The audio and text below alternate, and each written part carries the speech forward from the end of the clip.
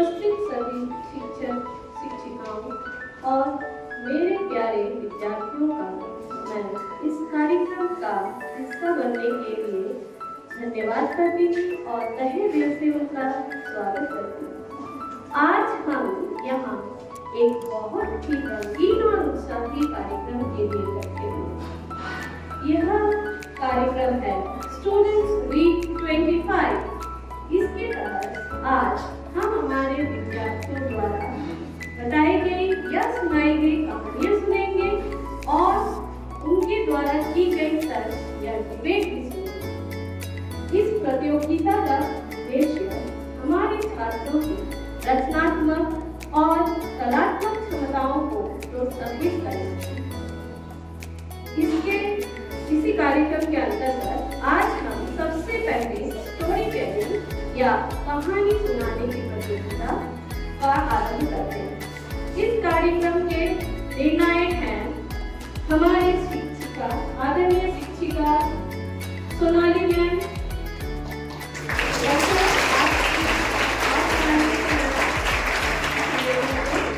कृष्टि ma'am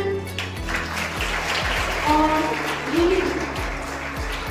यह हमारे निर्णायक या होंगे आज के स्टोरी टेलिंग या कहानी सुनाने की प्रतियोगिता। और जो बच्चे इस प्रतियोगिता में भाग ले रहे हैं, पंक्ति सन्यासी खड़े हो जाइएगा। नमस्कार। अनुषा भुजेल, अनामिका भुजेल, बच्चों आप उनका क्वेश्चन कीजिए।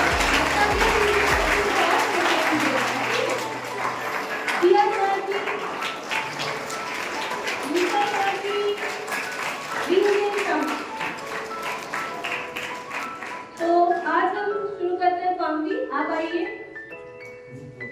मंच पे आइए, आप शुरू करते हैं। एक दिन अनुषा देखती है कि उसके सब दोस्त लोग स्कूल जा रहे थे। तब वह उसकी माँ को बोलती है, माँ मुझे भी विद्यालय जाना है, पढ़ना है, दोस्तों के साथ विद्यालय जाना है, मुझे भी विद्यालय जा दीजिए ना। ठीक है माँ, हम विद्यालय पर दाखिला करने। फिर माँ बोलती है, लेकिन मैं काम से आऊंगी, उससे जाएंगे विद्यालय में दाखिला करवाने। ठीक है माँ, आप जल्दी जाकर आना।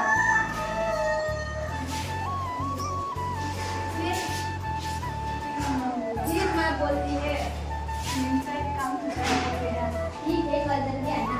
माँ चलो दाखिला कर दे। नहीं बेटी, आज नहीं होगा, बाद में करवा देते। नहीं माँ, मुझे आज ही दाखिला कर दो। आज मेरे पास पैसा नहीं है।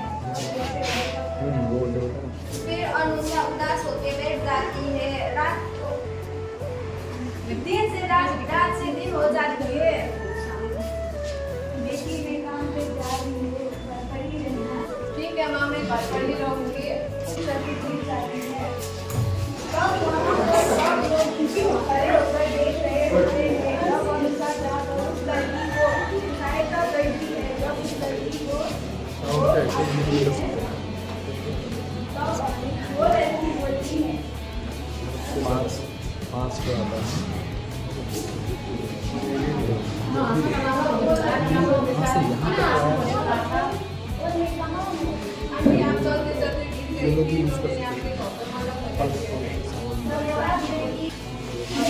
आपकी बेटी ने मेरी मदद की थी, इसीलिए वो बोल रही थी आप लोग गरीब हैं, इसलिए मैंने उसको बोला स्कूल दाखिला कर दीजिए। नहीं मैडम जी, छोटी बच्ची है, जो भी बोल देती है बुरा मत मानिएगा।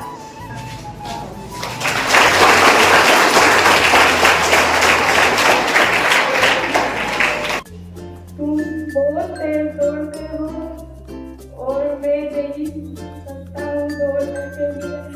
ये मैं सो रहा था और एक समय में दौड़ का एक रेस लगाया था और दोनों वो भाग में लगाया था। खरगोश ने देखा तो टोटल सबसे आगे हुए थे। धन्यवाद।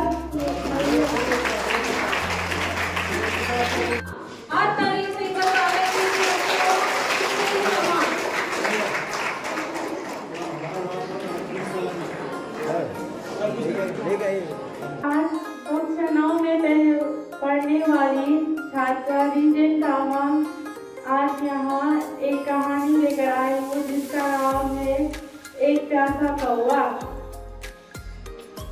एक समय की बात है जंगल में एक प्यासा कौवा प्यास के दौरान भटक रहा था। वो जंगल के चारों ओर चक्कर लगा रहा था, फिर भी उसे पानी की एक बूंद भी नहीं मिल रहा था। तो वो गया और देखा तो पानी मटके के नीचे था और उसने सोचा कि मैं अब पानी कैसे पीऊंगी, पानी तो मटके के नीचे है। तो उसने दिमाग लगाया कि अगर मैं इस पानी के अंदर पत्थर डालूंगी तो पानी ऊपर आएगा। और उसने उस मटके में पत्थर डाला शुरू किया। जैसे ही उसने पत्थर डाला पानी थोड़ा ऊपर आने लगा और ऊपर आने के बाद उसने पानी पिया और अपना प्यास बुझाया। Thank you.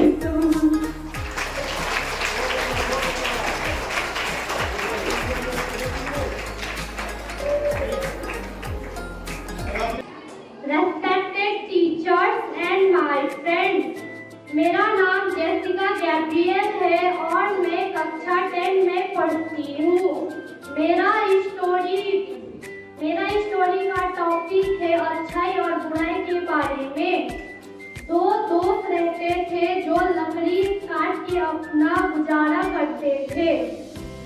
तो एक का नाम राम था और एक का नाम श्याम था।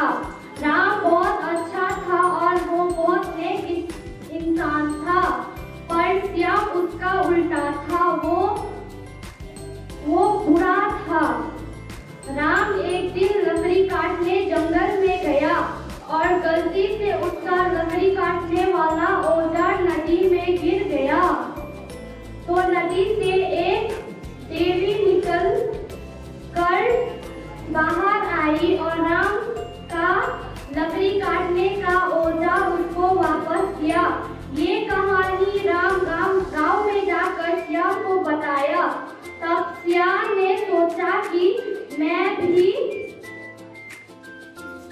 भी उसी नदी में जाऊंगा और जानबूझकर अपना औजार को उस नदी में गिरा दूंगा। तब राम वहां पर नदी के पास गया और जानबूझकर अपना औजार नदी में गिरा दिया। तब वहां से एक देवी निकल के आई। तो उस देवी ने पहले सोने का लकड़ी का काटने वाला निकाल के बोला ये तुम्हारा है। तो श्याम ने बोला नहीं। फिर उसके बाद हीरा का निकाल के बोला। तब सांप ने बोला कि ये मेरा है। तब देवी ने कहा कि तुम लालची हो, इसीलिए देवी ने उससे उसका औजार नहीं दिया। Thank you.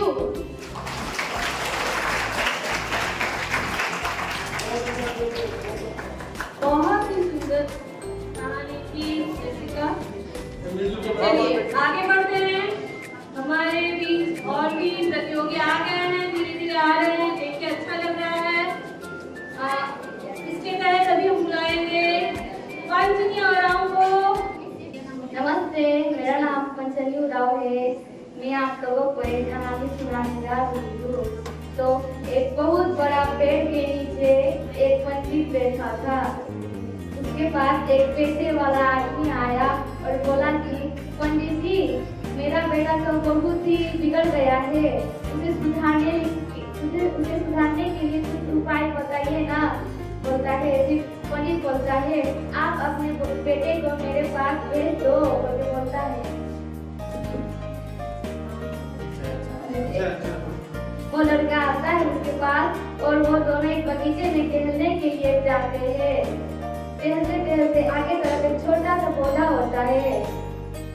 पंडित बोलता है कि बेटा उस पौधा को उखाड़ो। बोलता है वो लड़का केवल दो उंगलियों के सहारे से उसे उखाड़ के फेंक देता है। उसे और आगे टहलते जाते हैं और आगे थोड़ा सा और बड़ा पौधा होता है। उसे को उखाड़ने के लिए बोलता है। वो लड़का उसे मुट्ठी के सहारे उठा के फेंक देता है और आगे जाके एक बहुत बड़ा पेड़ रहता है। वो पंडित उसे को उखाड़ने के लिए बोलता है। वो बच्चा उसे देख के सोचता है कि इतना बड़ा पेड़ है, मैं कैसे उखाड़ूंगा बोल के सोचता है। वो फिर वो कोशिश करूंगा बोल के वो उसे उखाड़ने लगा। बहुत कोशिश करने के बावजूद वो पेड़ नहीं उखड़ा। वो बोला, पंडित जी ये पेड़ इतना बड़ा है कि उखड़ ही नहीं रहा है। पंडित बोलता है कि तुम्हारे मन में भी वैसे ही छोटे छोटे बुराइयां तो तुम उसे ही उखाड़ के फेंकते करो। जब वो पुराना हो जाता है तो वो छूटने में बहुत मुश्किल होता है। बहुत ही शिक्षादायक कहानी सुनाई है हमें जेसिका ने, बजानी ने। अभी आई है हमारे बीच खुशबू। नमस्कार, मैं खुशबू का ही क्लास 11वीं की छात्र हूँ। मैं आप लोगों के सामने एक कहानी बताने जा रही हूँ जिसका शीर्षक है कि दूसरों के पीछे ना भागे। तो एक दिन की बात है, एक आश्रम में स्वामी विवेकानंद जी अपने पालतू कुत्तों को लेकर टहल रहे थे। तो उसके सामने एक लड़का आया और कहा कि हे स्वामी जी, मेरे जीवन में कितनी कठिनाइयां हैं और मैं आगे बढ़ ही नहीं पा रहा हूँ, आप मुझे बताइए कि मुझे क्या करना है। तो स्वामी जी कहते हैं कि बेटा तुम मेरे इस पालतू कुत्ते को थोड़ी देर घुमा के लाओ। तो वो पालतू कुत्ता को लेकर घूमने चला गया और थोड़ी देर घूमने के बाद वो आया। उसके बाद गुरु जी से कहा कि हे स्वामी जी, मैं इसे घुमा कर लाया। और स्वामी जी ने कहा कि ये कुत्ता तो बड़ा ही हाँफ रहा है, तो तुम क्यों नहीं हाँफ रहे हो। तो उस लड़के ने कहा कि स्वामी जी, मैं तो चुपचाप से अपने रास्ते पे चल रहा था, लेकिन ये कुत्ता तो जो भी देखा था उसके आगे पीछे घूम रहा था, तो इसीलिए मैंने नहीं हाँफा, ये बहुत हाँफ रहा था। तो गुरु जी ने कहा कि इसी तरह तुम्हारी प्रश्न का उत्तर भी यही है। जैसे कि ये दूसरे के पीछे भाग रहा है, तुम भी ऐसे ही दूसरे के पीछे भाग रहे हो, इसलिए तुम अपने लक्ष्य से भटक गए हो। तुम दूसरे के पीछे भागना छोड़ दो तो तुम भी कामयाब होगे। धन्यवाद। बहुत ही सुंदर कहानी सुनाई। और इसी के साथ हम स्टोरी टेलिंग कंपटीशन के एकदम अंत पड़ाव में पहुंच गए हैं। अब मैं अपने दर्शकों से यानी अपने विद्यार्थियों से मैं पूछना चाहूंगी, और कोई विद्यार्थी जो इनसे प्रेरित हो गए यहाँ पे आके कहानी सुनाना चाहेगा तो यहाँ आ सकता है। खासकर लड़के, एक भी लड़का यहाँ पे नहीं दिख रहा है, तो आशा करते हैं लड़के आप अगर आना चाहें तो आ सकते हैं, कहानी सुना सकते हैं। कोई आएंगे? पीछे लड़के 11 के, 10 के, 9 के। कोई लड़का नहीं है क्या? लड़के आना चाहोगे? देखो सभी ने कितने हिम्मत से आके यहाँ पे कहानी एक कोई कौन है इसका निवाला?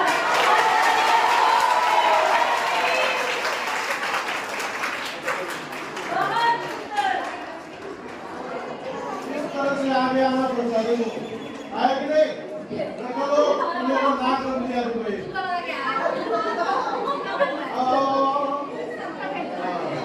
नमस्ते सब लोग को, मैं हूँ कृष्णा जी फ्रॉम क्लास 9 और आज मैं कहानी सुनाना चाहता हूँ 7 दोस्तों के बारे में। वो 7 दोस्त एक दिन जंगल क्रॉस करने जा रहे थे और उन लोग का सामने एक भालू से हो गया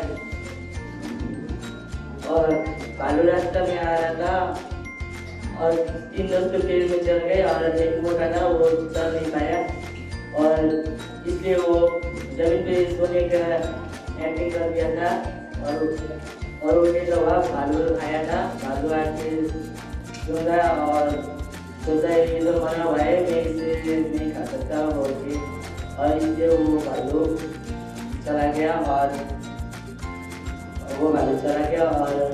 कहानी समाप्त हो जाता है। इसमें हम लोग को सीख मिलती है कि समझदारी से हर एक कदम लेना चाहिए।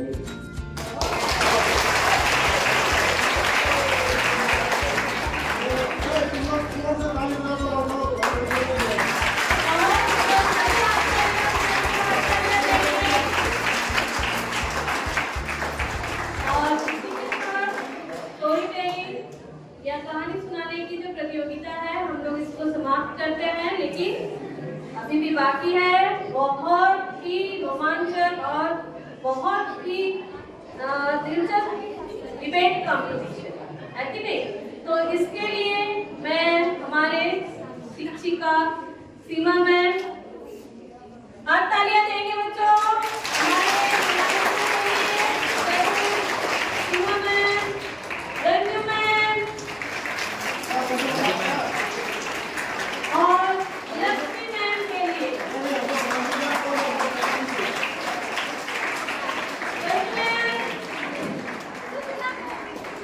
सुशीला मैम,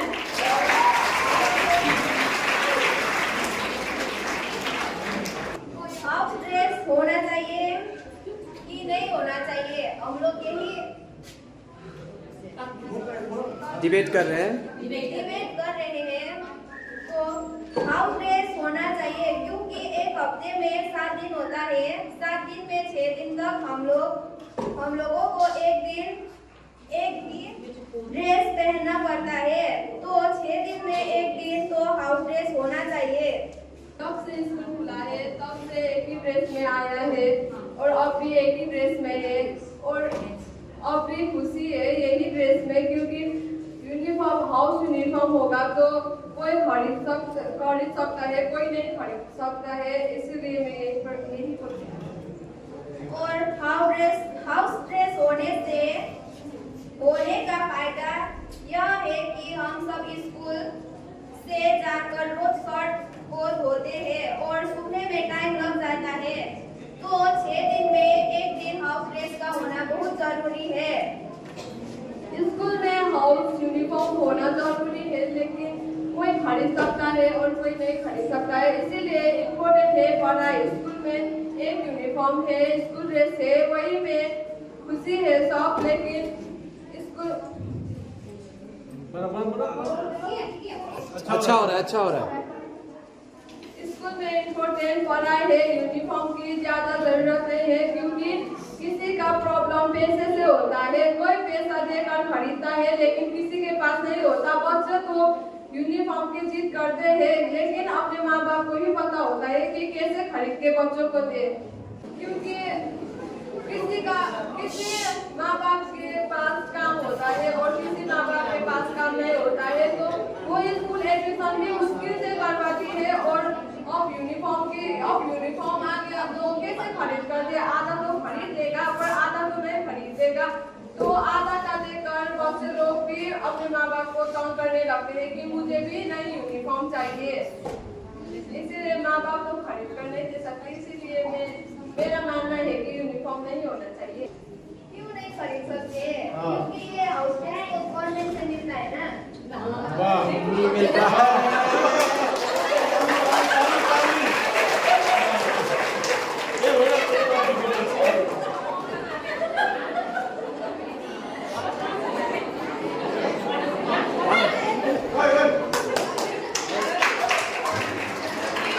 अच्छा ठीक है,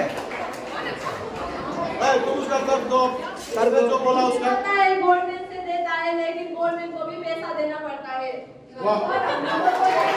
एडमिशन तो मुश्किल से करते हैं और यूनिफॉर्म कैसे खरीद लेगा?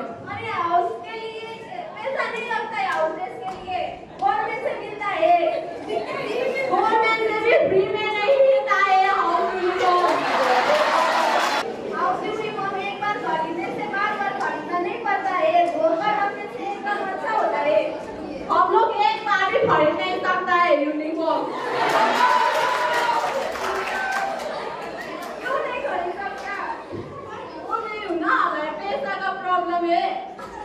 पैसा तो आता जाता रहता है, हाउस यूनिफॉर्म तो एक बार खरीदने से रहता है ना।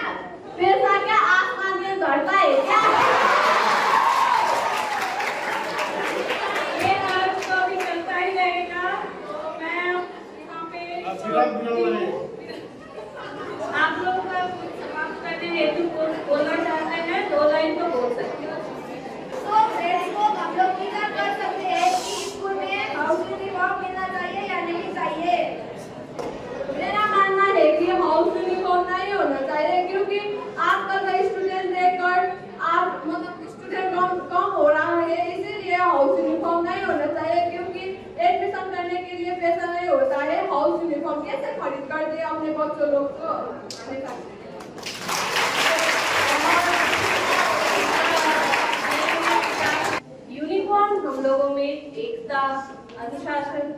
समरसता को बनाए रखती है कि नहीं?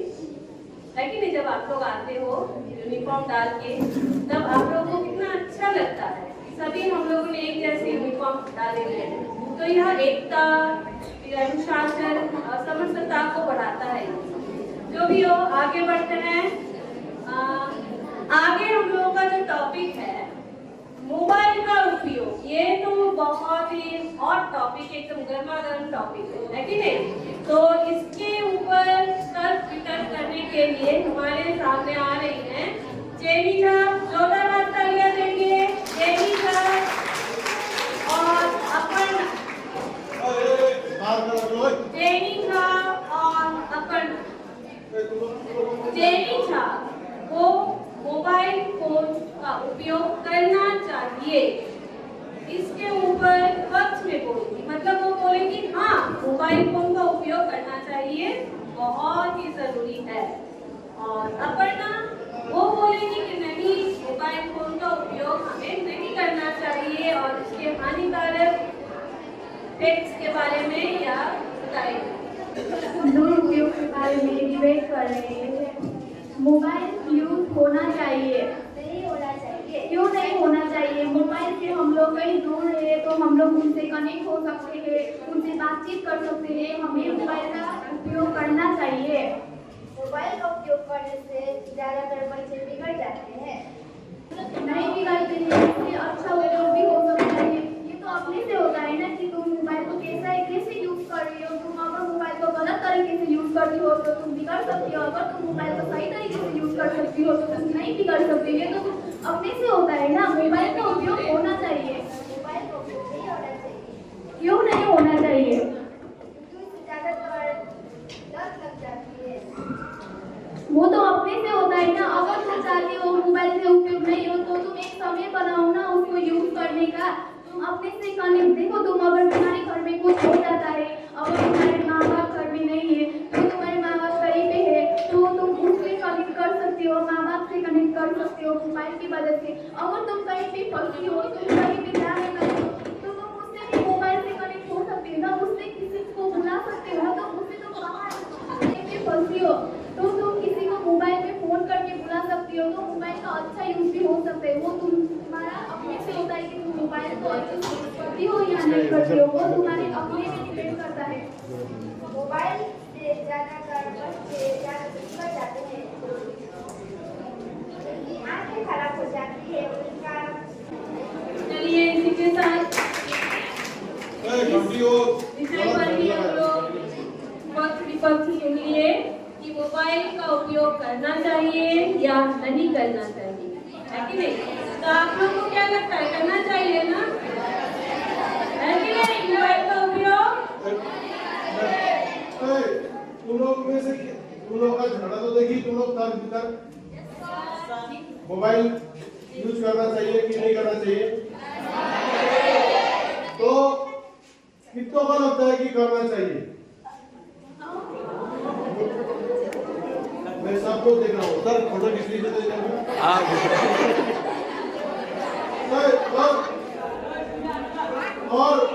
और कितनों को लगता है कि नहीं करना चाहिए? ये आपसे ठीक है। किसी भी टेक्नोलॉजी या संसाधन का हम लोग दो तरह से उपयोग करते हैं, है कि नहीं? या तो हम उसका उपयोग हमारी भलाई, हमारी अच्छाई के लिए कर सकते हैं, या फिर हमारी बुराई के लिए, या फिर हमारे बिगड़ने के लिए। मोबाइल का प्रयोग भी उसी तरह से ही है। मोबाइल अगर आप लोग उसको अच्छे कामों में लगाएं तो वो आपको अच्छाई देगी, और अगर आप उसको रील्स देखने में, गेम खेलने में लगाएं तो आपको बर्बाद करेगी, है कि नहीं?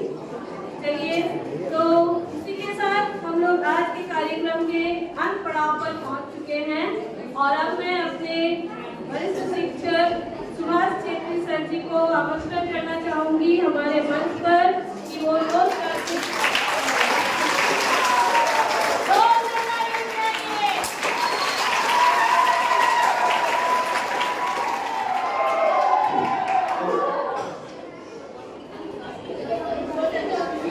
देखो, मैं यहाँ डिबेट करने के लिए भी नहीं आया और स्टोरी कहानी सुनाने के लिए भी नहीं आया। मैं यहाँ इसलिए आया हूँ कि आज जितने भी व्यक्ति इस हॉल में उपस्थित है, चाहे वो यहाँ पर सामने आकर के मंच में अपना प्रतिभा दिखाने की कोशिश किए हैं। पहला कोशिश है हमारे स्कूल में इस तरह का आयोजन। तो पहला कोशिश में छोटा बच्चा भी जब चलता है तो 2 कदम पहले क्या होता है, गिर जाता है, खड़ा नहीं हो पाता है, गिर जाता है। लेकिन 1 कदम चलकर 2 कदम चलते चलते वो फिर दौड़ने लगता है कि नहीं? तो हम लोगों ने भी, हमारे बच्चों ने भी, या हमारे स्कूल के परिवार ने भी 1 कदम चलना शुरू कर दिया है, कर दिया कि नहीं? तो इससे आज जो है बच्चे आज आकर के यहाँ से जो भी कार्यक्रम या जो भी अपना